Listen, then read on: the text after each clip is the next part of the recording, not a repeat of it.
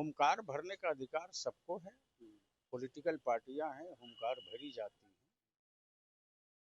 अपने कार्यकर्ताओं को दिलासा देने के लिए सभी पार्टियां बोलती हैं। अब एनडीए में हैं तो एनडीए का शीर्ष नेतृत्व क्या तय करेगा, कैसे करेगा, वो देखा जाए। चुनाव लड़ने का अधिकार तो सबको है। ऐसा भी होता है कि कोई विधायक रहता है, सांसदी का चुनाव लड़ता है, कोई सांसद रहते हुए भी विधायक का चुनाव लड़ता है। नीतीश कुमार जी के नाम के अलावा बकिया किसी के नाम पर जनता में संतुष्टि नहीं हुई। जब लगातार 15 साल तक शासन था तो उसमें तो कोई आरक्षण दिए नहीं। कई साल पीछे गया था तो जो कैबिनेट से होना था, बीपीएससी का कनेक्टिविटी टूटनी नहीं चाहिए, वो नहीं हो कर सके। चिराग पासवान ने कल शाहबाद की धरती से कहा कि 243 सीट पर चुनाव लड़ेंगे। ऐसे में इस बयान के बाद बिहार की सियासत पूरी तरीके से गर्म हो चुकी है। चाहे वो सत्ता पक्ष हो विपक्ष हो, लगातार हमलावर है चिराग पासवान पर। अब सीधे तौर पर हम बात करेंगे गुलाम रसूल बलियावी साहब से, जो अल्पसंख्यक प्रकोष्ठ के अध्यक्ष बनाए गए। सर, क्या कहेंगे? चिराग पासवान ने जिस तरीके से आरा की धरती से हुंकार भरी है और कह दिया है कि 243 सीट पर चुनाव लड़ेंगे। हुंकार भरने का अधिकार सबको है। पॉलिटिकल पार्टियां हैं, हुंकार भरी जाती हैं। अपने कार्यकर्ताओं को दिलासा देने के लिए सभी पार्टियां बोलती हैं और हर पार्टी फुल राज्य में अपनी तैयारी की बात करती है। अब एनडीए में हैं तो एनडीए का शीर्ष नेतृत्व क्या तय करेगा, कैसे करेगा, वो देखा जाएगा।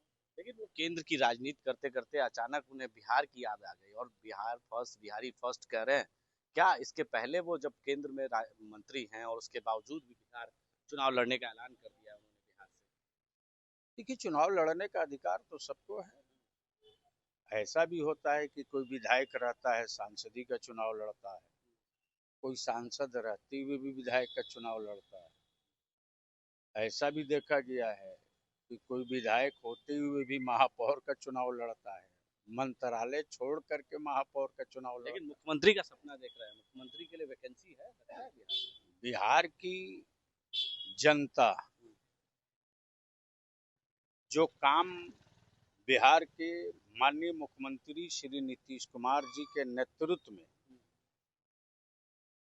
जिस बिहार को बदला हुआ बिहार देख रही है, हमको नहीं लगता है गांव गंवई की लोग रिपोर्ट ले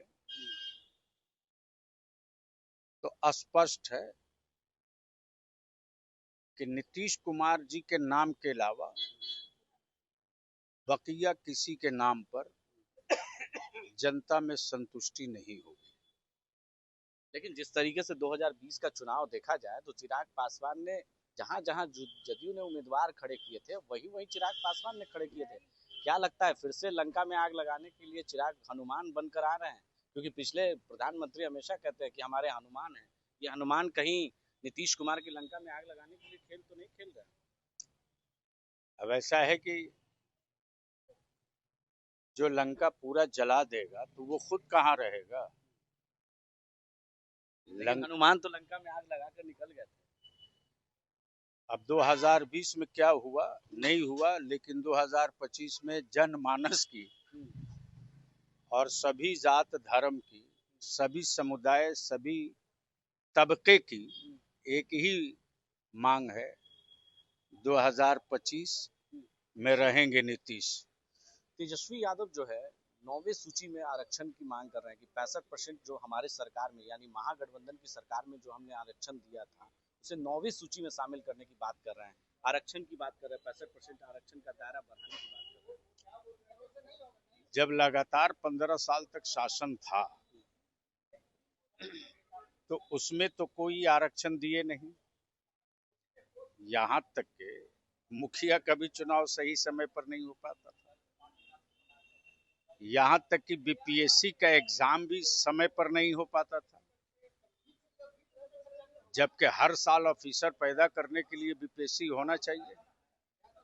कई साल पीछे गया था,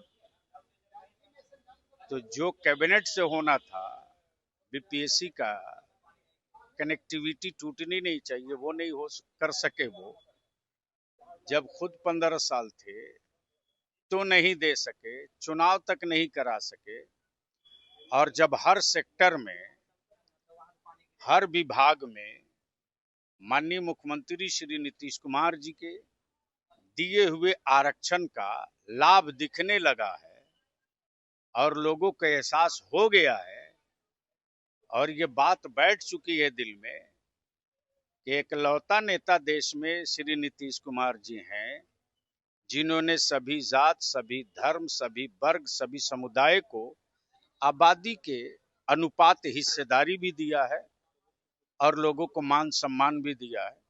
तब याद आ रहा है। तो देखिए, हमारे साथ गुलाम रसूल बलियावी जी थे और सीधे तौर पर तमाम सवालों का जवाब दिया। जिस तरीके से चिराग ने कहा है कि जो है 243 सीट पर चुनाव लड़ेंगे, जो है आरा की धरती से, ऐसे में कहीं ना कहीं इस बयान के बाद बिहार की सियासत तो गर्म है। लेकिन गुलाम रसूल बलियावी ने साफ तौर से कहा कि बिहार में वैकेंसी मुख्यमंत्री का नहीं है, क्योंकि 2025 फिर से नीतीश का जो मिशन है वो फिर से मुख्यमंत्री नीतीश कुमार बनेंगे। वहीं तेजस्वी यादव के बयान को लेकर भी साफ शब्दों में कह दिया कि आरक्षण का दायरा जो बढ़ाया गया है और 9वीं सूची में शामिल करने की बात तेजस्वी तो कह रहे हैं, लेकिन तेजस्वी जब उनके माता पिता बिहार में 15 सालों से सरकार में थे, तब उस वक्त उनकी कहाँ थे? उस वक्त उन्होंने ये बातें कही नहीं कही। इसको लेकर भी उन्होंने पलटवार तेजस्वी पर भी किया और चिराग को भी इशारों में आड़े हाथ ले लिया। अपने सहयोगी वीडियो जर्नलिस्ट पंकज के साथ मैं संजय कुमार, NBC 24 पटना।